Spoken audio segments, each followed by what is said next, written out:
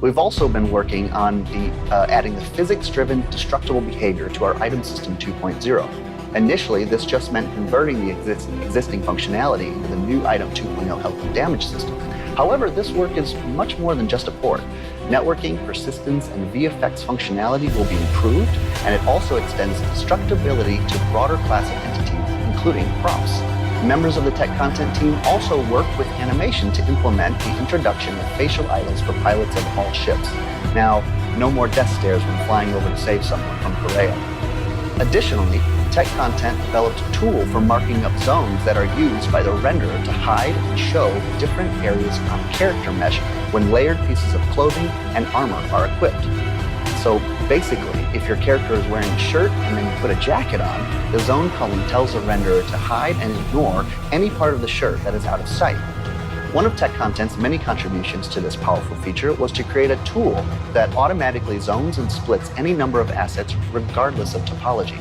This allows us to quickly implement the zone colors based off of Chris's initial vision for the interaction system, which in a nutshell is the interface by which players will be able to control and manipulate various objects in the game world, such as ships, control panels, weapons, and a whole lot more. Once they roughed out that system, they worked with programming and UI to ensure that the prototype functionality was not only clear on what we're trying to achieve, but actually possible. And the second prototype was how the player controls the properties of items to manage their signals generated by entities like spaceships. For example, how the power is managed to shield weapons and thrusters, which allow us to manage our emissions and engage in a kind of a stealthy gameplay. The foundational work of this prototype will allow us to change properties of these items so that we can determine how upgrading will be desirable and fixes our previously limited system, which we were unable to balance, and provide a much more direct way to implement gameplay via simple numerical values.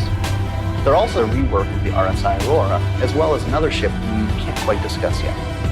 And lastly, they're taking a pass at updating our ship stats page on the website to bring all the information about our ships up to the most current specs. As part of this change, we plan on providing regular updates about any changes to each of our ships going forward.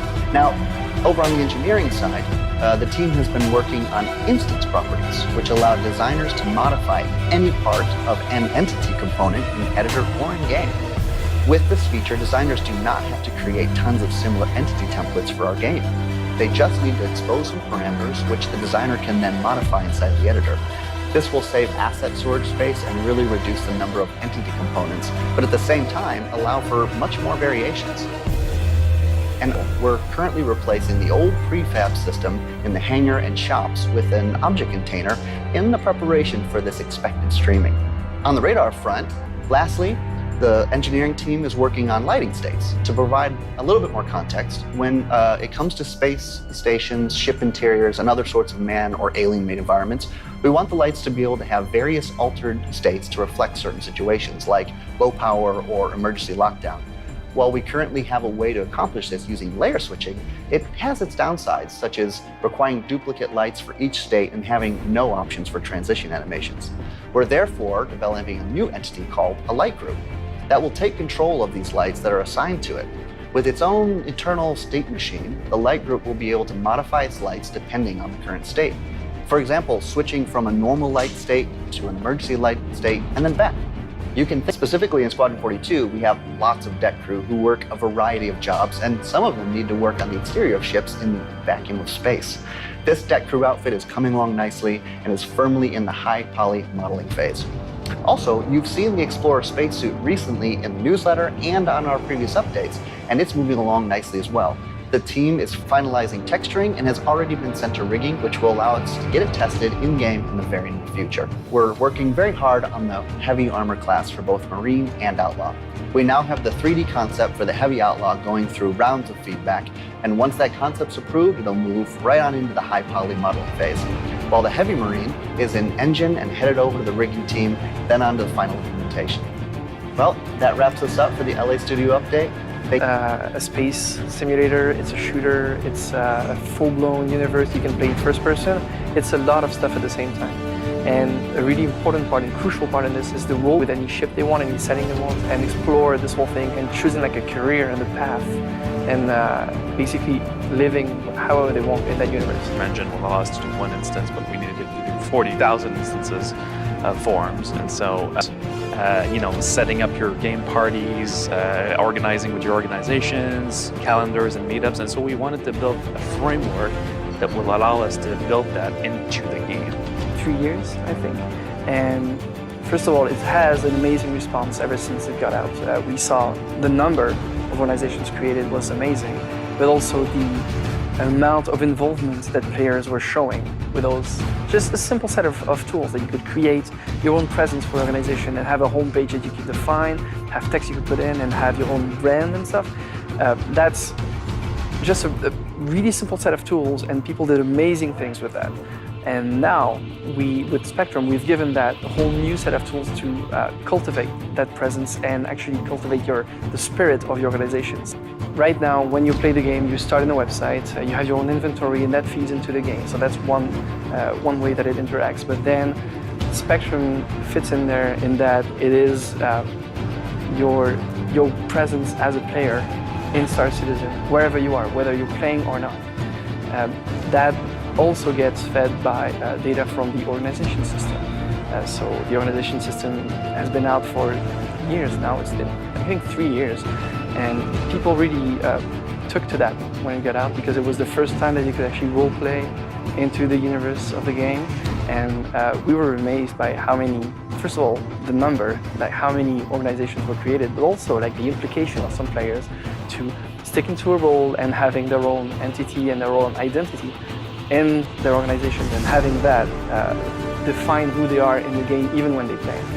Forums and chat systems was a lot of pressure on us, because it meant that we were not just releasing something to replace, for each of them to be customized whichever way their owners wanted them to be. An application that would be unique to Star Citizen that could bridge this gap between game experience that you're going to get when the game is fully integrated.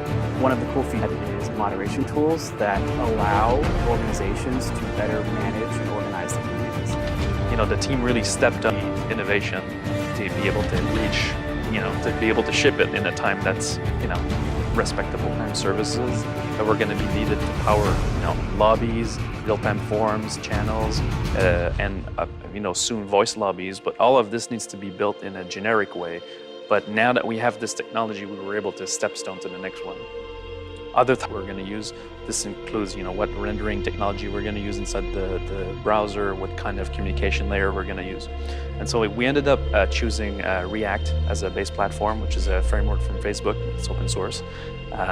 That's our baseline for the application. We also use the library that we're big fans of called Redux, that gives us a way to manage state inside the application that's really streamlined.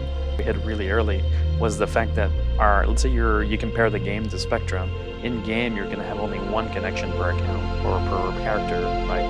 And so the way the servers manage it is that you're connected once. On Spectrum, though, you can have multiple connections, and so you can have multiple tabs open. You can have one tab open in the game, one tab open in your browser, one on your phone, and so you're connected in multiple places. And so we have all this class of problems that come from that.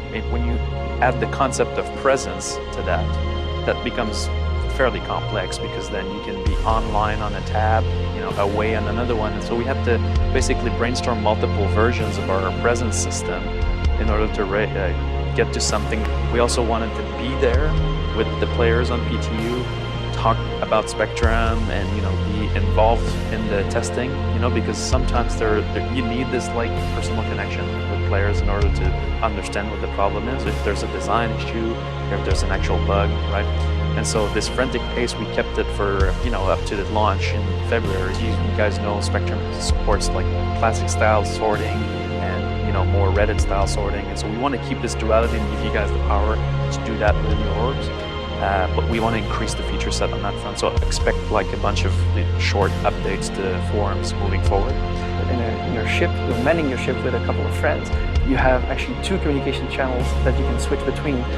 One that is for people who are actually manning the ship and having an actual role in the ship, and another one is like a PA system, bearing information to people who are not just manning the ship, but also like not the crew itself, but passengers or borders, and you could like switch between the two during the game and coordinate with your friends to counter that attack that is occurring right now. Ultimately, Around the verse.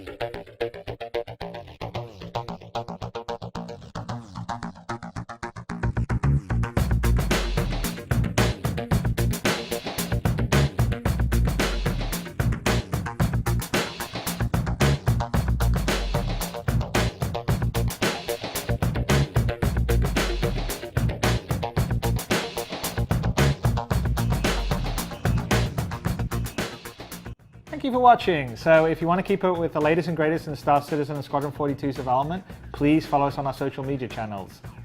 See you soon.